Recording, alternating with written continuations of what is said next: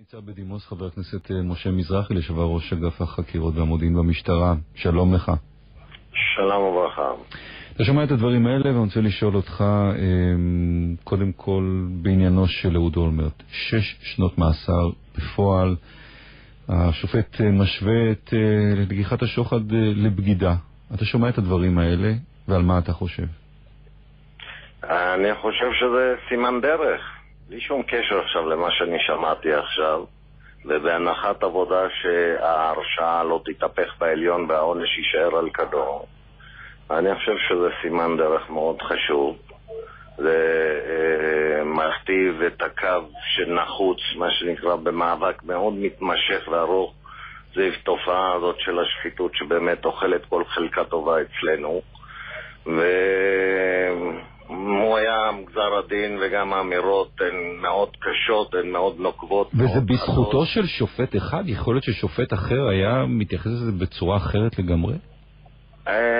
אני לא יודע להעריך. בסופו של דבר צריך גם לזכור שהפנורמה שנחשפה בפרשה הזאת, וזה אנשים לוקחים כל מקרה לגופו בתוך הפאזל המאוד גדול שחשף תופעה באמת רקובה ורחבת היקף מלמעלה למטה ולרוחב, משהו מאוד שיטתי, שכל המערכות נראות מסואבות והכל בתיק אחד. זה כאילו הרימו את השטיח ונגלה איזה סוג של ריקבון. ולכן צריך להזכיר כאן, אני מניח השופט ראה לאורך המשפט. זהו, ובתמונה הזאת צריך להזכיר שיש כאן מהנדס עיר שנשלח ל7 שנות מאסר.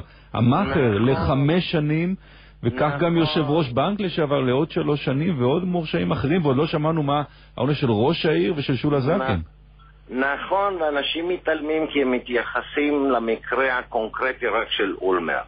אבל הציבור צריך להביט על התופעה האיומה הזאת, איך היא נתפסת פה מהחיבור הזה, שנראה כאילו בלתי הגיוני במרכאות, אני אומר כמובן, כי תמונות כאלה נצפו אצלנו במודיעין המשטרתי הזאת בימי, במערכת הזאת. זהו, אתה בתקופה שלך עסקת כבר באהוד אולמרט?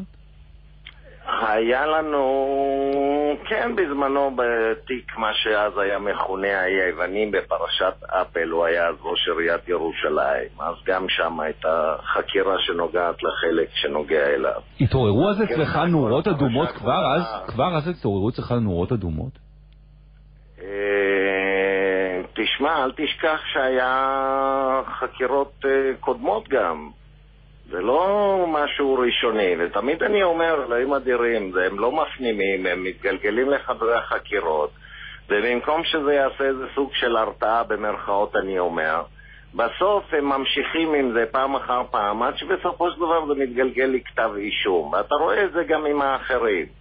גם הרשזון בזמנו ביקר בדלתות החקירה לפני שהוא נכנס לכלא והוגש נגדו כתב אישום, וגם האחרים, תסתכל, זה סדרתי. בסופו של דבר משהו פה באמת מחפיר בעובדה הזאת, שכאילו מהמקפצה, כאילו כבר התגלגלת. אומרת החברה, אתי לבני אומרת, שמעת, שהוא בכלל לא לוקח את זה כאפשרות שהוא הולך לכלא. יש כאן החלטה של 6 שנים, הם אומרים שהם יערערו, כמובן יערערו. אתה רואה מצב שבית משפט עליון הופך את זה לחלוטין? אני לא יודע לדבר על ההרשעה, אני לא יודע, כי אני לא... יש שם הרשעה, יש מי שטוען שהוא מכיר את זה לפרטה ויש לזה סיכוי, ויש כאלה שאומרים אחרת. בשביל זה יש בית המשפט העליון שיבחן את זה ויקבע, אבל בהנחת עבודה שההרשעה נותרת על כנה, לא עלה בדעתי. הציבור גם צריך לדעת בסופו של דבר שמדובר בעבירה שהעונש עליה מעבר לחומרה הוא 10 שנים. יש לנו פה 2 עבירות כבדות משקל של שוחד לבעל מעמד מאוד בכיר, שבית המשפט תמיד דיבר על הקורלציה של החומרה מול הבחירות, וביחד זה 20 שנות מאסר. אז אתה לוקח את הפרופורציה, נכון, זה נשמע חריג במקומותינו בגלל שמדובר באולמרט, אבל זה הקרם דה לקרם של השחיתות, זה העבירה הכי קיצונית בחומרתה. היא מדגמת את כל הסכנות האפשריות, מה שנקרא באמון של מוסדות השלטון שלנו. לכן הענישה, אמנם ביחס פרופורציונלי למה שאנחנו היינו מורגלים, למרות שהיו ענישות די מחמירות בעשור האחרון, לשמחתי אני אומר, כי היד הייתה די רכה פחות או יותר בדברים האלה, וממוצע הענישה היה רחוק מהמקסימום שנקבע לעבירות הקיצוניות. טוב, נמתין עכשיו לעירוב ונראה לאן זה הולך. ניצב בדימוס חבר הכנסת משה מזרחי, תודה רבה לך. בבקשה. איתנו עכשיו